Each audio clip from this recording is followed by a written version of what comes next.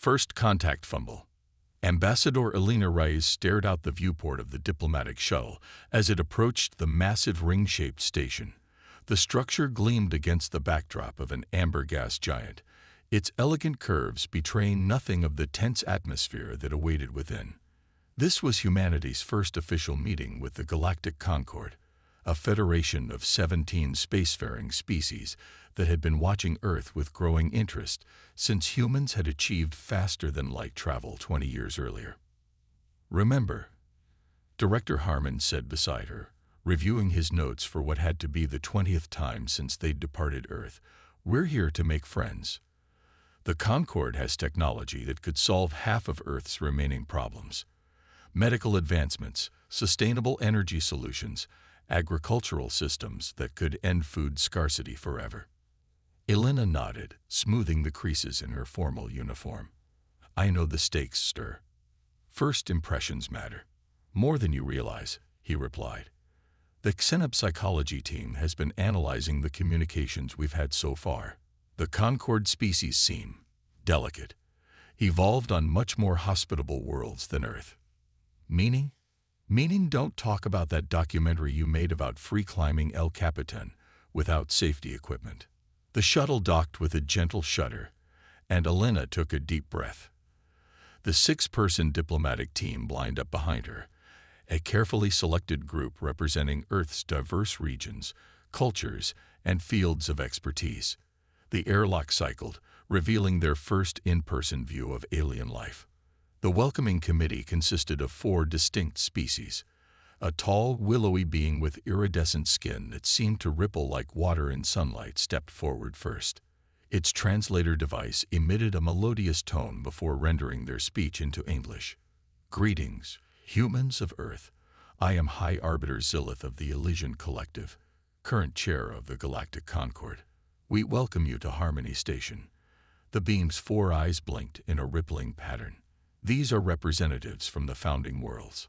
The introductions proceeded smoothly. Arbiter Zillith from the aquatic paradise world of Elysia, Commander Tavik, a stocky reptilian from the jungle world of Percomis, Science Director Miran, an insectoid species with delicate crystalline wings from the low-gravity world of Anthera, and Diplomatic Minister Olvin, a furry mammalian species that reminded Elena of a cross between a bear and a lemur, from the temperate forest world of Urbia. Their first meeting took place in what the aliens called a harmony chamber, a circular room with holographic displays and adaptable seating for different physiologies. Elena noted the environmental controls subtly adjusting temperature, humidity, and atmospheric composition in different sectors of the room. "We have been observing your world for some time," Zylith began once they were all seated. "Your species has accomplished much despite the challenges of your homeworld." "Challenges?" Elena asked, maintaining her diplomatic smile. "Earth is classified in our databases as a Class 4 death world," said Science Director Miran, her wings vibrating slightly. "The combination of extreme weather patterns, tectonic instability, varied predator species, microbiological diversity, and atmospheric composition places it among the more hostile habitable worlds we've encountered." Elena exchanged glances with her team. No one had mentioned this classification in previous communications.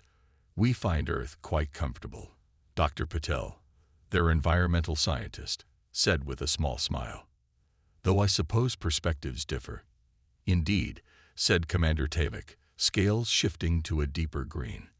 "Your species evolved remarkable resilience. We have analyzed your biological samples. Your cellular regeneration capabilities are impressive." "Just standard human healing," Elena replied. "Nothing special from our perspective." "You regrow bone," Zillith said, their skin rippling in what Elena's briefing suggested was an expression of discomfort. "Your skeleton repairs itself after structural damage." "Well, yes," Elena said slowly. "Broken bones heal. Doesn't everyone's?" The silence that followed was answer enough. The meeting continued with polite exchanges about cultural developments and technological achievements. Things were going well until lunch was served, a carefully prepared selection of foods meant to be compatible with human biochemistry. "This is delicious," Lieutenant Commander Jackson said, sampling a bright blue fruit. "Reminds me of the chili peppers we grow back home." Minister Ulvin's fur stood on end. "Chili peppers? The capsaicin-containing plant?" "Yes," Jackson replied. "Do you have something similar?" "Capsaicin is a neurotoxin," Science Director Marin said, her wing cases clicking in agitation. "It is a defense mechanism evolved by plants on your world to prevent consumption." "Right," Jackson said with a shrug. "But it tastes good, so we eat it anyway." The four alien representatives stared at him in what could only be described as horror. "You intentionally consume neurotoxins for pleasure?" Commander Tavik asked, scales flushing a pale yellow. "Well, when you put it that way, it sounds weird." Director Harmon interjected with a nervous laugh. "It's just a cultural food preference." "Do all humans share this preference?" Zilith asked. "Most of us enjoy some level of spice," Alina explained, "though tolerance varies. My grandmother used to cook dishes so spicy they'd make your eyes water." "Your visual organs excrete fluid as a defense response, and you continue consumption?" Minister Ulvin asked, clearly disturbed. Alina realized they were heading into dangerous territory. "Perhaps we should return to discussing the trade proposals. We're particularly interested in your medical technology." "Yes," Zilith said, seeming to regain composure. "Though I must note that much of our medical technology may be insufficient for your physiological needs. Your species appears to have evolved to withstand conditions that would be fatal to most Concord species." "Really?" Dr. Paddle leaned forward with interest. "Such as?" "Your radiation tolerance alone is remarkable," Mirren said. "Most Concord species would suffer cellular damage at exposure levels humans routinely experience on your world's surface." "And your thermal regulation," added Commander Tavik. "The temperature variations humans can survive without technological assistance would be lethal to my species."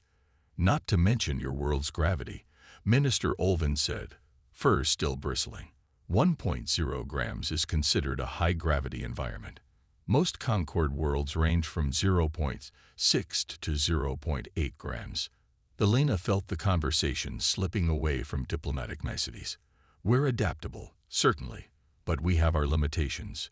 We came here hoping to learn from the Concord, to share knowledge and resources." "Of course," Xylith said smoothly, "though there are concerns among some council members about integrating a species with your particular attributes." "Concerns?" Director Harmon asked, his smile stiffening. "Some wonder if humans might inadvertently pose risks to other species," Xylith explained delicately. "Your physical capabilities combined with your psychological traits, your competitiveness, your tendency toward risk-taking behavior. You think we're dangerous," Alina said flatly. "We think you're different," Xylith corrected. "And difference requires careful integration." The rest of the day's meetings proceeded with a new undercurrent of tension. Alina noticed subtle changes in how the alien representatives behaved around them, maintaining slightly greater distances, flinching at sudden human movements, watching with intense fascination when Dr. Paddle accidentally cut her finger on a data chip and barely reacted to the minor injury. As they returned to their shuttle for the night cycle, Alina pulled Director Harmon aside. "Sir, I think we have a problem. They're afraid of us." Harmon nodded grimly. "I noticed. Apparently being adapted to survive on Earth makes us the equivalent of space monsters. What do? We can't change our biology." "No," Harmon sighed, "but we can change our approach. Tomorrow, no more casual mentions of extreme sports, spicy food, or anything involving human endurance. We need to emphasize our artistic achievements, our philosophy, our desire for peaceful cooperation." "Will that be enough?" Elena asked. "It has to be," Harmon replied. "Because if the Concord decides humanity is too dangerous to join the galactic community, we'll be isolated in our little corner of space for a very long time." As their shuttle disengaged from the station, Alina watched the gleaming structure recede against the gas giant. First contact was supposed to be humanity's greatest achievement, the beginning of a new era of cooperation and advancement. Instead, they had inadvertently revealed themselves as the galaxy's most terrifying species. And they hadn't even mentioned wars yet. Diplomatic nightmares. The second day of negotiations began with what the Concord representatives called a cultural exchange presentation.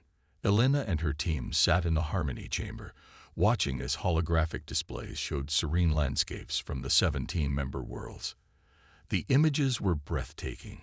Crystalline forests on Anthera, where delicate structures refracted sunlight into rainbow patterns. The floating coral cities of Elysia rising from turquoise oceans. The moss-covered temple complexes of Urbia nestled in ancient forests. "Your worlds are beautiful," Elena said when the presentation concluded. "Truly magnificent. We have worked hard to maintain harmony with our environments," Xylith explained, rippling skin showing patterns that Elena was beginning to recognize as pride. Most Concord species evolved on worlds with stable climates and predictable conditions. We learned to adapt our civilizations to our environments, rather than forcing our environments to adapt to us. Elena caught the subtle criticism, but chose to ignore it. "We'd like to share some images from Earth as well." The human presentation began with carefully selected scenes: the floating gardens of New Singapore, the restored coral reefs of the Caribbean, the green cities that had replaced urban sprawl as humanity had finally embraced sustainable development. Elena watched their hosts carefully, noting their relaxed postures. Then came a section on Earth's natural wonders. What the human team had seen as majestic, their alien audience viewed differently. "These mountains, as you call them," Commander Tavik said, scales shifting nervously. "They are results of tectonic activity. Active geological processes." "Yes," Dr. Petal replied enthusiastically. "Earth has a dynamic crust. The Himalayas are still growing a few centimeters each year." The aliens exchanged glances, and humans climbed these unstable formations for recreation. Minister Olvin asked, fur rippling in what Elena now recognized as distress. "Some do," Elena said quickly, "but most people just admire them from a safe distance." The presentation continued with scenes of Earth's oceans, deserts, and polar regions. What humans saw as the beautiful diversity of their planet, the aliens clearly perceived as a catalog of hazards.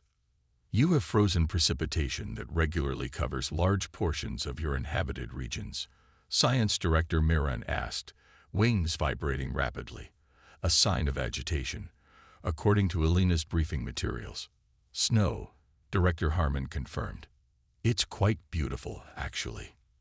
And humans continue normal activities during these frozen weather events?" Xylith asked. "Of course," Elena said. "Life doesn't stop because of a little snow." Another exchange of glances between the aliens. When the presentation ended, Xylith cleared their throat, or made the equivalent sound through their translator. "We appreciate this cultural exchange. It has been illuminating. Perhaps we should proceed to the security protocols discussion." The shift to security matters didn't improve the situation. As soon as the topic of defensive capabilities arose, the tension in the room doubled. "The Concord maintains a peacekeeping fleet," Commander Tavik explained. "Most member worlds contribute resources rather than vessels or personnel. Our mandate is to protect trade routes and respond to natural disasters. Earth has its own defense forces," Lieutenant Commander Jackson said. "Though we've been reducing military spending for decades as global cooperation increased."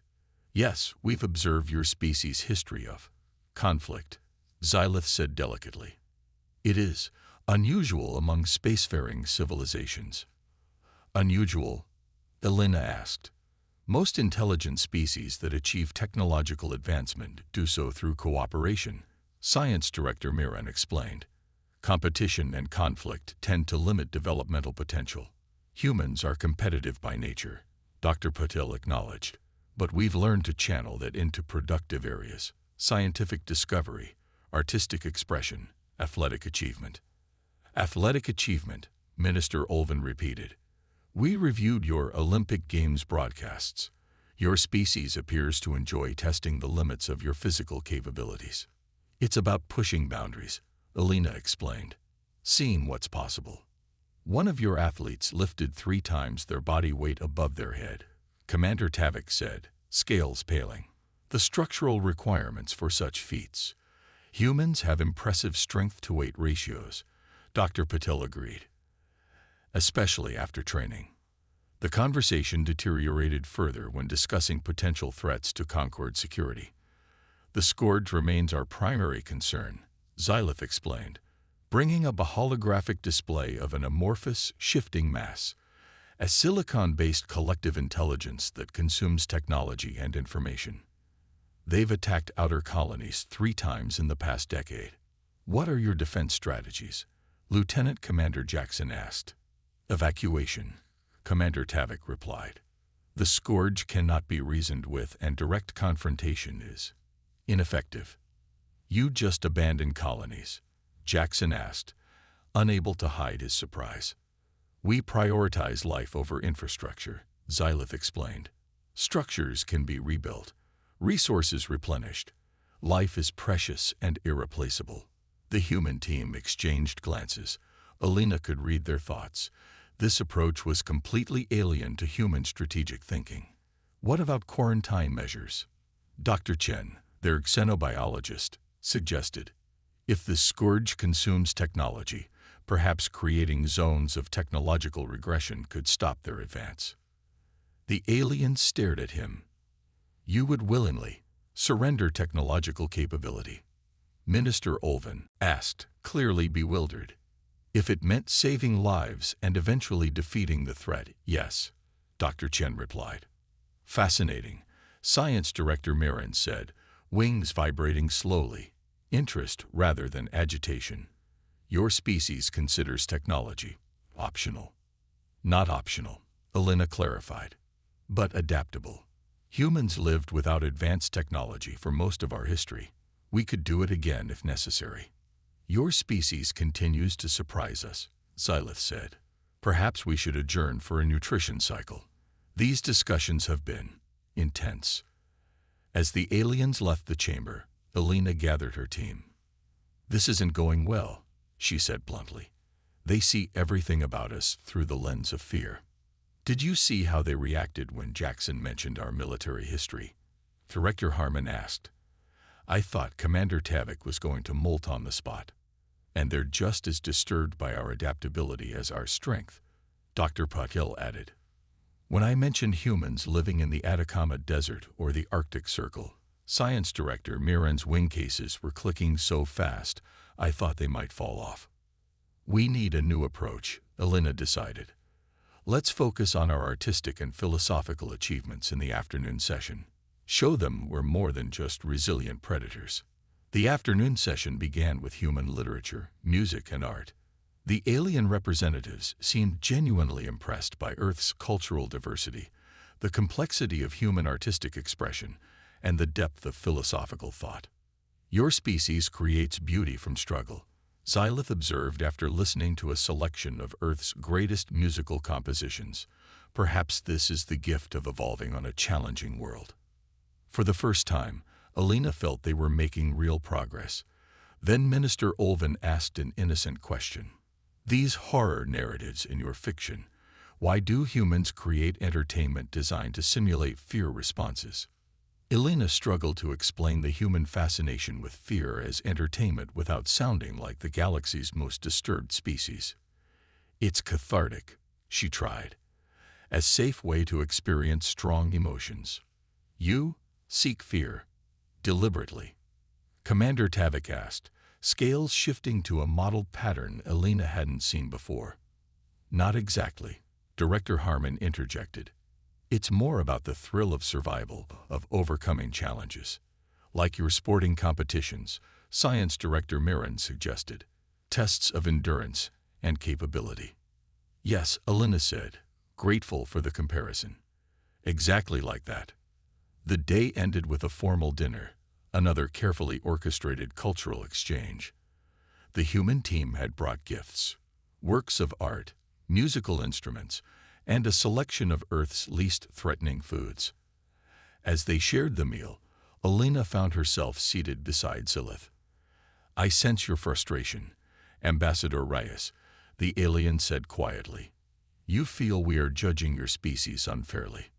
"Not unfairly," Elena replied diplomatically, "perhaps incompletely. Humans are more than our biological adaptations or our challenging history." "Of course," Zilith agreed. "All species are complex. But you must understand, your kind is unique in our experience. You evolved on a world that would kill most sentient species within days. Your bodies can withstand conditions that would be fatal to us. Your minds approach problems with a directness that many find unsettling." "We're not a threat to the Concord," Elena insisted. "Perhaps not intentionally," Zilith said, their skin rippling in complex patterns. "But impact rarely aligns perfectly with intention, Ambassador. Your species moves quickly, decides boldly, acts with certainty. These are admirable traits, but also concerning ones. What can we do to alleviate those concerns?" Elena asked. "Continue as you have been," Zilith advised. "Show us your art, your philosophy, your desire for peaceful cooperation. In time, fear may give way to understanding. And if it doesn't," Zilith's skin darkened slightly, "then the Concord may decide that humanity should develop independently for some time before integration." Isolation. Exactly what Director Harmon had feared. As Elena returned to the shuttle that night, she wondered how they could possibly overcome millions of years of evolutionary differences in a few days of diplomatic meetings. How do you convince someone that you're not dangerous when everything about you, from your biology to your history to your very way of thinking, frightens them? The answer came in the middle of the night cycle, when emergency alarms blared throughout Harmony Station. Crisis point. Elena was jolted awake by the shuttle's communication system. Director Harmon's voice came through, tense and urgent. "Ambassador Reyes, report to the shuttle airlock immediately." Full uniform. She dressed quickly, mind racing. Had negotiations broken down completely? Were they being expelled from the station? When she reached the airlock, she found the entire human delegation assembled. Director Harmon looked grim. "The station is under attack," he said without preamble. "The Scourge arrived in system 30 minutes ago with no warning. 3 ships heading directly for Harmony Station." The Scourge. Elena's mind flashed to the amorphous silicon-based entity Zilith had described. "I thought they were a distant threat." "Not anymore," Lieutenant Commander Jackson said. "Station defenses are minimal. This is a diplomatic outpost, not a military installation. Concord Protocol is full evacuation." "They're abandoning the station?" Dr. Patil asked. "Trying to," Harmon replied. "But evacuation is chaotic. There are over 2,000 beings on this station representing 30 different species, each with different environmental needs. The Concord evacuation ships are prioritizing their council members." Elena felt a chill. "And everyone else?" "Everyone else hopes there are enough escape pods," Jackson said bluntly. A call came through on the communication system. High Arbiter Zilith's face appeared, their skin rippling with patterns Elena now recognized as extreme distress. "Ambassador Reyes," they said, "the Concord Council is evacuating. Your shuttle has been granted clearance to depart immediately. Please accept our regrets that our discussions must end this way." Elena exchanged glances with her team before responding. "What about the other beings on the station? The support staff, the researchers, the maintenance crews?" Zilith's skin patterns shifted subtly. "Evacuation protocols are in effect. All available resources are being utilized." "But there aren't enough resources, are there?" Elena pressed. A pause. "No," Zilith admitted. "The Scourge attacked during shift change, when the station population was at its maximum. Our models indicate approximately 63% of personnel can be evacuated before the Scourge breaches outer defenses, and the other 37%. Zilith's skin darkened. "The Concord mourns their sacrifice." Elena felt a surge of anger. "That's not acceptable." "It is regrettable but unavoidable," Zilith replied. The Scourge cannot be defeated through direct confrontation. Our historical data is clear on this point. Maybe your historical data doesn't include humans yet, Elena said. Our shuttle has weapons systems, correct, Lieutenant Commander. Jackson nodded. Standard defense package. Nothing that would stop those ships, though. What about the station itself? Dr. Chen asked. Does it have external maintenance systems, repair drones, construction equipment? Yes, Xylith seemed confused by the question. But such systems would be of no use against the Scourge. Elena looked at her team, seeing the same determination reflected in their faces. High Arbiter, we request permission to assist with evacuation efforts and defense coordination. That is unnecessary, Xylith replied. Your species is not part of the Concord. You have no obligation to involve yourselves. We're involving ourselves anyway, Elena said firmly. Please direct us to the station's emergency control center. After a moment of visible internal conflict, Xylith relented. Level 12, Central Hub. But Ambassador, the Scourge is unlike any threat your species has encountered. It absorbs and repurposes technology. It learns and adapts. It cannot be reasoned with. Sounds like a Tuesday on Earth, Dr. Patel muttered. The human team made their way through increasingly chaotic corridors. Beings of all shapes and sizes rushed toward evacuation points, some moving with orderly precision, others in clear panic. Station announcements in multiple languages urged calm while counting down the estimated time until breach. When they reached the emergency control center, they found a skeleton crew of Concord personnel monitoring systems. A large holographic display showed the 3 Scourge vessels approaching, irregular, asymmetric shapes that seemed to shift and pulse like living things. Commander Tavik looked up in surprise as they entered. Humans, why are you not evacuating? We're here to help, Elena said. Help. Tavik's scales flushed a pale yellow, confusion or disbelief. There is nothing to be done except maximize evacuation efficiency. Maybe for you. Lieutenant Commander Jackson stepped forward. But humans have a different approach to no-win scenarios. Which is? Tavik asked. We don't believe in them, Jackson replied, moving to a control station. May I?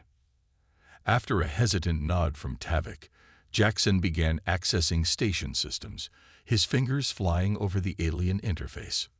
Dr. Chen, I need you to look at the Scourge vessel schematics. Dr. Patel, Environmental Systems.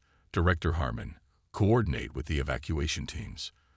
Elena watched as her team integrated themselves into the emergency response with practiced efficiency. Even without specific training on alien technology, they adapted quickly, applying human problem-solving approaches to the crisis. The nearest Scourge vessel will breach the outer defensive perimeter in 17 minutes, reported a Draconid technician, their scales a pale blue. Fear, Elena had learned. What exactly happens when they reach the station? Elena asked Commander Tavik. They extend filaments that penetrate the hull, Tavik explained. These filaments locate technological systems and begin consuming them, converting the materials and repurposing them. The process is remarkably efficient. What about biological matter? Do they consume people? No, Tavik replied. They appear uninterested in organic material, but as they consume life support systems, everyone dies anyway. Elena finished. I understand. She joined Jackson at his console. Ideas? Several, none of them good, he replied without looking up. The station has maintenance drones equipped with cutting tools for hull repairs. I'm thinking we repurpose them. As weapons? As a first line of defense, he corrected. The Scourge adapts to threats, right? So we need to show it something it hasn't seen before. Across the room, Dr. Chen called out. I've been analyzing the Scourge vessel composition. It's primarily silicon-based, as reported, but there are unusual energy signatures I don't recognize. Those would be the consciousness matrices, said Science Director Miran, who had just entered the control center. Her wing cases were vibrating rapidly. Extreme agitation. The Scourge is a technological entity with distributed awareness. Like a hive mind? Dr. Patil asked, looking up from her console. Similar, but with technological rather than biological components, Mirren confirmed. Why do you remain? Your shuttle could have departed. Not our style, Alina said simply. We don't abandon people. Mirren's compound eyes studied Alina for a long moment. Your species continues to confound expectations. 15 minutes to breach, announced the Draconid technician. Evacuation status, Alina asked. 43% of station personnel evacuated. Director Harmon reported. But we're running out of transport capacity. The remaining evacuation ships can only accommodate another 20% at most. So regardless of what we do here, people are going to die, Alina concluded. Yes, Commander Tavik confirmed, scales now a deep blue. It is regrettable but unavoidable. Yeah, I heard that before. Alina cut him off. I don't accept that. Lieutenant Commander, what's the status on those maintenance drones? Ready? Jackson reported. I've reprogrammed 37 units to intercept the Scourge filaments when they penetrate the hull. But it's a stopgap at best. Dr. Chen, what about the station's research labs? Anything we could use? Possibly, Chen replied. There's a materials science lab on level 8 with experimental electromagnetic pulse generators. If the Scourge is technology-based, it might disrupt their systems, Alina finished. Get there and bring whatever you can. As Chen left, Dr. Patel called from her station. I think I found something. The station's environmental systems include massive coolant reserves for the fusion reactors. If we rerouted that coolant to specific hull sections, we could create zones too cold for the Scourge filaments to function effectively. Jackson finished. Thermal shock. Can you do it? Alina asked. With help, Pavel replied, looking at Science Director Mirren. The insectoid alien hesitated, then moved to join her. The concept has merit. Extreme temperature variation is not something the Scourge has encountered in previous engagements. As the humans and their reluctant alien allies worked furiously to prepare defenses, Alina noticed something strange. The aliens were watching them with a mixture of confusion and growing interest. The fear was still there, but it was being tempered by something else. Curiosity. 10 minutes to breach, announced the technician. First evacuation wave complete. Status on the defensive preparations, Alina asked. Maintenance drones deployed, Jackson reported. Coolant rerouting at 80%.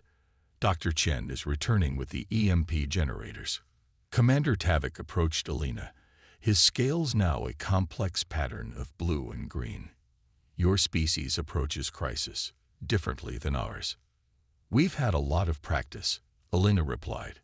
Earth throws a new disaster at us every few years. Adapting is what we do. It is impressive, Tavik admitted. Frightening still, but impressive. Commander, Alina said quietly, I know your protocols call for evacuation. But if some of your people stayed, just a few with technical expertise, we might save more lives. Tavik's scales shifted rapidly between colors before settling on a deep purple she hadn't seen before. I will remain, he said finally. As will any who volunteer. To Alina's surprise, several Concord technicians stepped forward, including Science Director Mirren. The Scourge must be studied, Mirren said simply. This is an opportunity to gather data that may benefit future encounters. As Dr. Chen returned with the EMP devices and the final preparations were made, Alina realized they had accomplished something perhaps more important than defeating the Scourge. They had shown the Concord species a different way of approaching threats. Not with fear and retreat, but with innovation and determination. 5 minutes to breach, the technician announced. All non-essential personnel should proceed to final evacuation points immediately. The control room was now staffed by a strange coalition, humans working alongside representatives of 4 different alien species, all focused on a common goal. This is exactly the kind of cooperation we came here hoping to establish, Director Harmon said quietly to Alina. Though I admit, I didn't expect it to happen while facing imminent death. Nothing brings people together like a common enemy, Alina replied. Let's just hope we live long enough to build on it. The station shuddered as the first Scourge vessel made contact. Reluctant heroes. Hull breach detected in Sector 7G, reported the Draconid technician. Scales now a steady deep blue, focused despite fear. Scourge filaments penetrating external plating. On the main display, they watched as metallic tendrils snaked through the station's outer hull, probing inward like curious fingers. Where they touched technology, small sparks flashed as systems were analyzed and consumed. Deploying first wave of maintenance drones, Lieutenant Commander Jackson announced. On a secondary display, they watched as the repurposed machines, little more than mobile welding platforms, converged on the invasion point. The drones attacked the filaments with cutting tools designed for hull repairs, severing the metallic tendrils with surprising effectiveness. For a moment, Alina allowed herself to hope. Then the filaments changed. They're adapting. Science Director Mirren observed, wing cases clicking rapidly. Observed the molecular restructuring.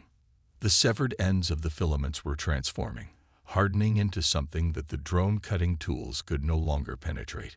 Worse, some filaments now actively targeted the drones, wrapping around them and beginning the consumption process. Coolant systems ready, Dr. Puddle reported. Targeting breach zones now. Massive quantities of supercooled liquid, normally used to regulate the station's fusion reactors, flooded into the hull segments where the Scourge had penetrated. The temperature in those sections plummeted to near absolute zero in seconds. The effect on the Scourge filaments was immediate and dramatic. The metallic tendrils became brittle, cracking and shattering as they tried to move through the frozen zones. It's working, Alina exclaimed. Temporarily, Commander Tavik cautioned, scales shifting to a modeled pattern. Observe. The Scourge was adapting again. New filaments penetrated different hull sections, avoiding the cooled areas.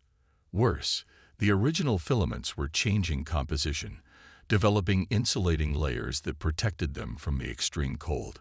Second hull breach in Sector 4B, the technician reported. Third breach in Sector 12F. The Scourge is attacking from multiple vectors. They're learning, Dr. Chen said grimly, testing our defenses and finding weaknesses. Evacuation status. Alina asked Director Harmon. 67% complete, he reported. Final evacuation ships departing in 12 minutes. After that, only the command staff escape pod remains. Which can hold how many? Harmon's expression was grim. 20. There are still over 600 beings on this station. Elena turned to Lieutenant Commander Jackson. Time to try the EMPs. He nodded. They're our best shot now. Dr. Chen has modified them to generate a cascading pulse that should disrupt the Scourge's electronic systems. Should. This is untested technology against an enemy we barely understand, Dr. Chen said. But the theory is sound. Alina looked at the alien representatives. Opinions. Proceed. Mirren said immediately. The adaptation rate of the Scourge exceeds our defensive capabilities. Without intervention, station integrity will fail within 22 minutes. Commander Tavik, Alina asked. The reptilian officer's scales had settled into a deep purple. I concur. Deploy the devices. Dr. Chen activated the modified EMP generators. Throughout the affected sectors, a wave of electromagnetic energy surged through the station systems. The lights flickered, non-essential systems temporarily failing as the pulse passed through them. The effect on the Scourge was dramatic. The filaments convulsed, retracting slightly as if in pain. The advancement temporarily halted. It's affecting them, Jackson said.